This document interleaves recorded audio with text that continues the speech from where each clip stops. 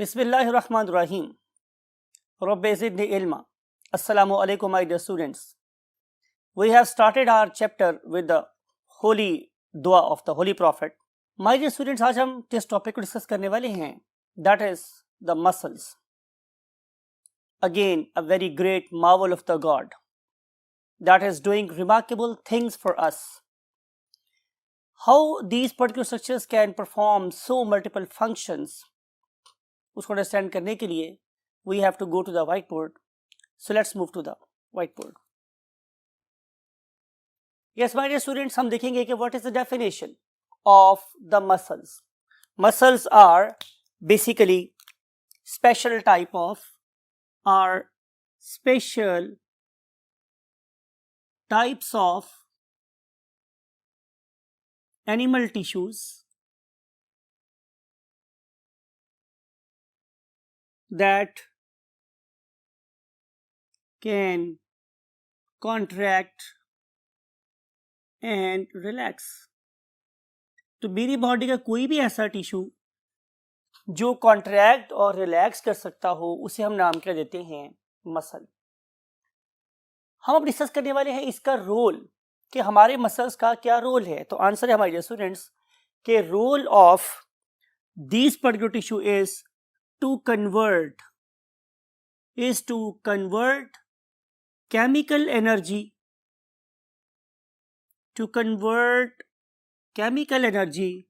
into mechanical energy, right? तो ये इनका सबसे यूनिक फंक्शन है कि ये केमिकल एनर्जी को मैकेनिकल एनर्जी में कन्वर्ट कर देते हैं. आप पढ़े लिखे बच्चे हैं, आपको बताने की जरूरत नहीं है कि मेरी बॉडी में जो usable form of chemical energy है that is called as ATP. It is body currency. हम इस एनर्जी से काम कैसे कर सकते हैं? फिजिक्स पढ़ के आए आप लोग, काम क्या होता है?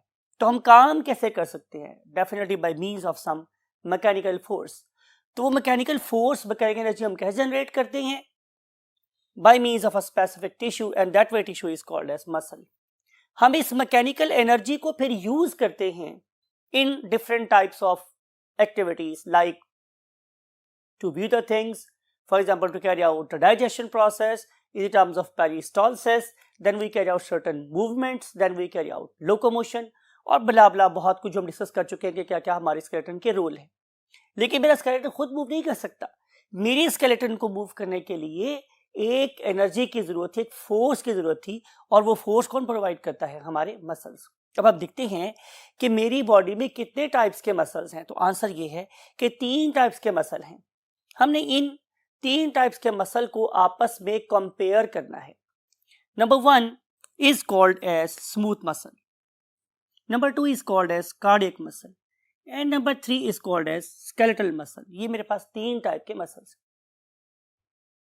इन तीनों टाइप्स के मसल्स को हम बहुत डिटेल से डिस्कस करने वाले हैं, और उनको हम डिस्कस करेंगे in different parameters, in different attributes.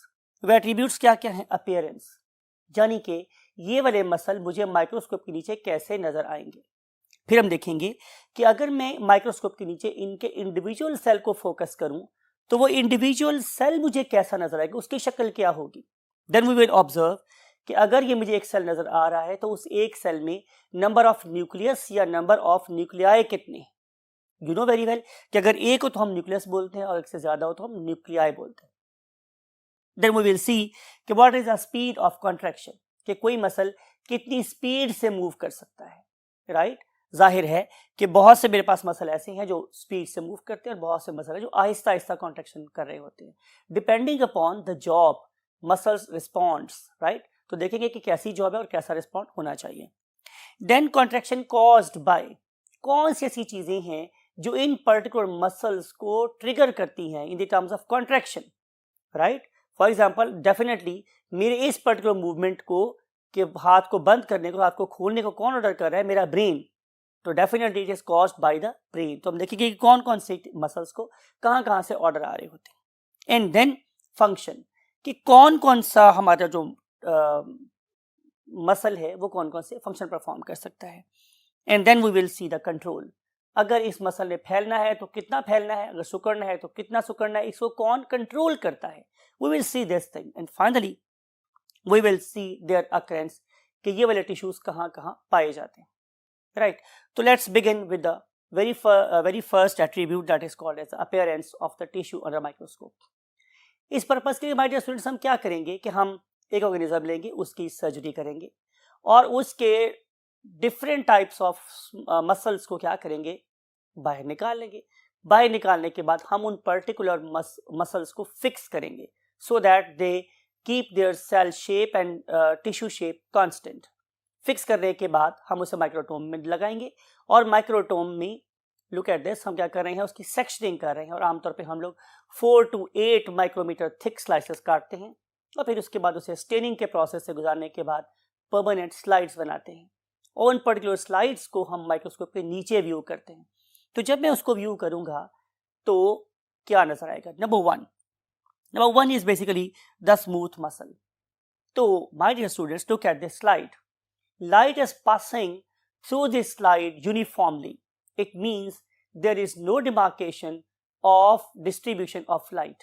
When light passes through a tissue smoothly, we call it as a smooth muscle.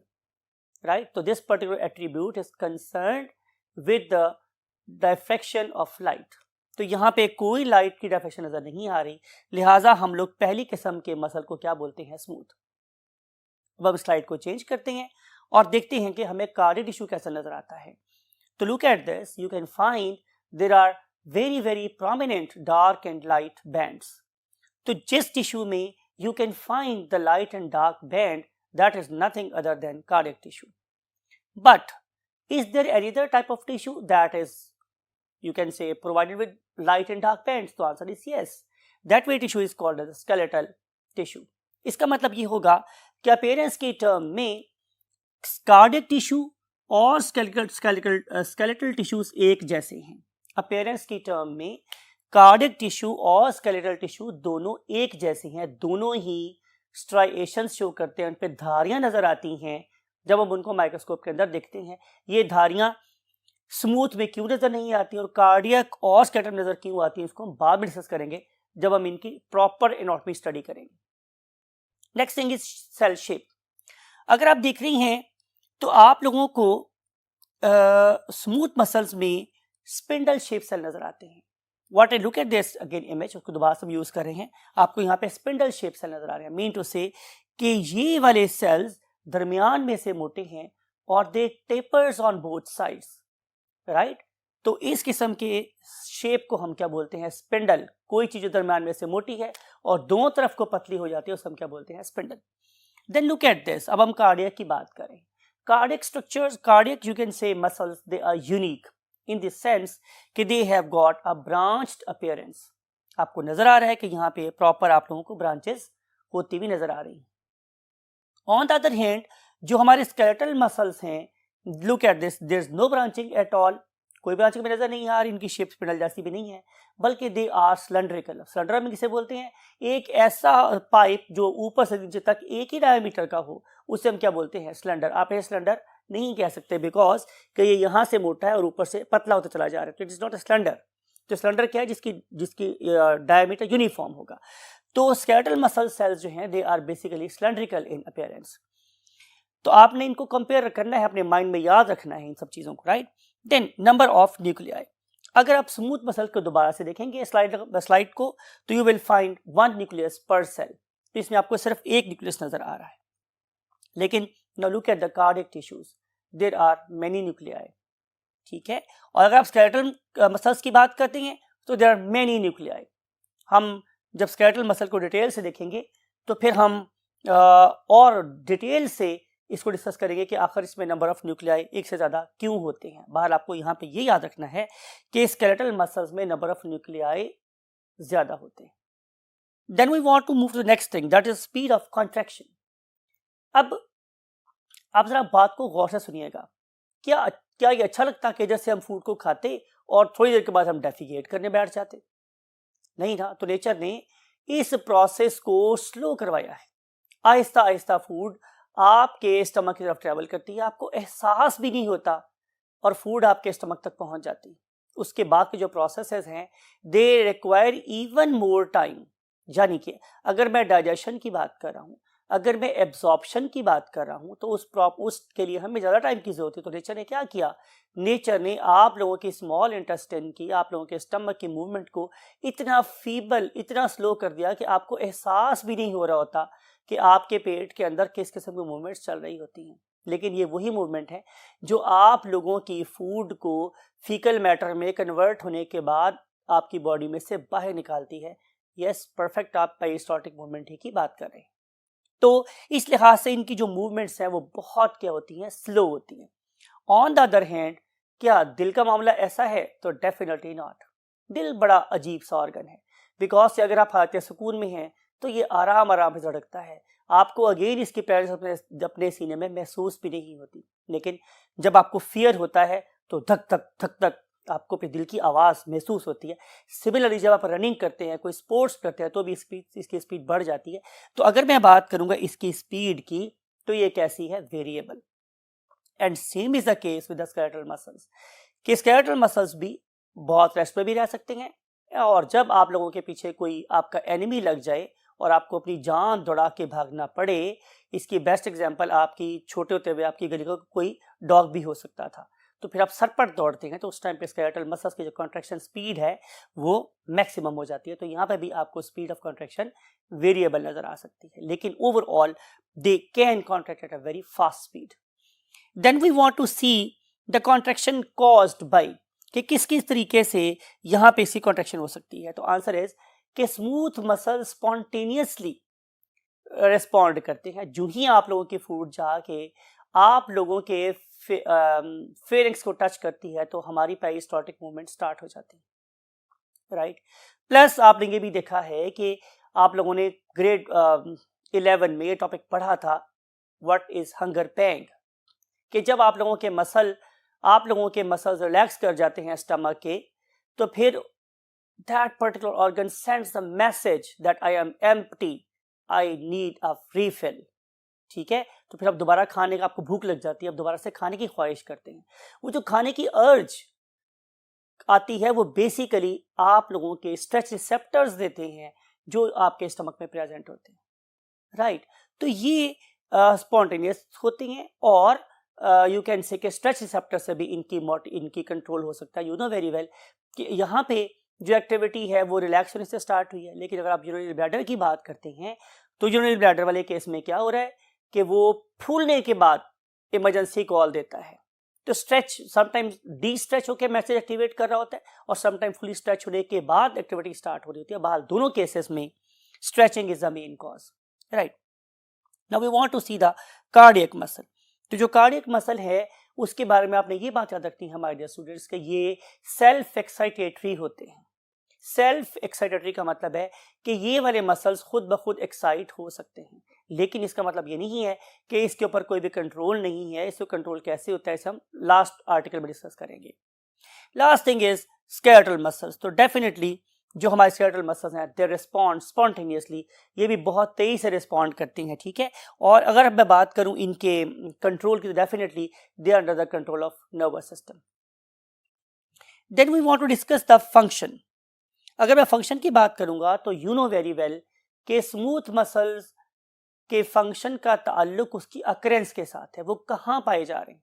Oesophagus में है तो ज़ाहिर है पेरिस्टाल्टिक मूवमेंट कर रहे हैं। आप लोगों के स्टमक में है तो चर्निंग मूवमेंट कर रहे हैं, मिक्सिंग मूवमेंट कर रहे हैं, जो फूड को आपस में मिक्सअप कर रही है। और अगर ये आप लोगों की स्मॉल इंटेस्टाइन में चली गई है तो it is gently pushing the food ahead, allowing the two very important processes, one of them is digestion, other one is absorption। और अगर ये चली गई है आप लोगों के क्या कहते हैं असेंडिंग कोलॉन में, ट्रांसवर्स कोलॉन में एंड डिसेंडिंग कोलॉन में, तो जाहिर है वहाँ पे भी मूवमेंट काफ़ी स्लो है, so that to carry out the maximum absorption of water and necessary solidification of the fecal matter for the purpose of defecation. और अगर हम बात करेंगे कार्डियक मसल की, तो you know it has only and only unique function in the body to pump the blood in the whole body parts and receive it back. तो इसका ये फंक्शन होता है। Skeletal muscles you know it helps us to carry out movement and locomotion, दोनों में help कर रहा होता है। फाइनली अगर हम अकरेंस की बात करेंगे तो जो स्मूथ मसल्स हैं they are definitely located in small intestine, in arteries, in veins and then in urinary bladder. वो तमाम के तमाम मसल्स के जिनका हम पे कोई कंट्रोल नहीं है, they are basically smooth muscles. तो आप इमेजिन कर सकते हैं कि खून का चलना रुकना हमारे कंट्रोल में नहीं है, यूरिनरी ब्लैडर का फिलिंग के दौरान में खुद से फैल जाना हमारे कंट्रोल में नहीं है, फूड का जो ही एसोफेगस में टच होना उसके बाद हमेशा नीचे की तरफ मूव करना ये भी हमारे कंट्रोल में नहीं है। तो these are all attributes of smooth muscles. लेकिन अगर आप कार्डियक मसल्स की बात करेंगे तो इनका कंट्रोल, जैसे मैंने बोला था कि ये एक तो सेल्फ एक्साइटेटरी होते हैं, लेकिन इसके अलावा इनको कंट्रोल करने के लिए हमारा नर्वस सिस्टम भी रोल प्ले कर रहा होता है, राइट। एक बहुत बड़ी नर्व जिसे हम बोलते हैं वेगस नर्व, उसकी एक बहुत बड़ी जो कंट्रोल है वो हमारे हार्ट के ऊपर भी है। तो बात हो रही थी हमारे कंट्रोल की। और अकरेंस की अगर हम बात करें तो जाहिर है cardiac muscle tell are lying only and only in heart. और लास्ट चीज मेरे पास क्या है, स्केलेटल। अगर मैं इसे कंट्रोल की बात करूंगा तो इट इज 100% वॉलेंटरी, ये बिल्कुल मेरे कंट्रोल में है, दिल मेरे कंट्रोल में नहीं है, लेकिन जो मेरे स्केलेटल मसल्स हैं वो मेरे कंट्रोल में है। मैं चाहूँ तो लेफ्ट राइट देख लूँ, मैं चाहूँ तो लेफ्ट देख लूँ, मैं चाहूँ तो अप देख लूँ, डाउन देख लूँ, राइट। अपने हाथ को क्या कर लूँ, एक्सटेंड कर लूँ, चाहे तो फ्लेक्स कर लूँ, चाहे सुपिनेशन कर लूँ, चाहे प्रोनेशन कर लूँ, राइट। तो दीज आर ऑल थिंग्स कि जो हमारे कंट्रोल में है। तो जो स्केलेटल मसल्स है they are in our control, therefore we call them as voluntary, ये हमारे कंट्रोल में है। Whereas cardiac muscles and smooth muscles they are suppose to be involuntary. इस कंपैरिजन के साथ के बाद हम आपसे डिस्कस करेंगे नेक्स्ट लेक्चर में, अभी राइट नाउ, कि what is basically muscle, what is basically its you can say anatomy, what is inside these cells and how these muscles carry out the function of contraction and relaxation. Till the next board, please wait and we shall see you soon. Till that time, again take very good care of yourself. I want to say you Allah Hafiz.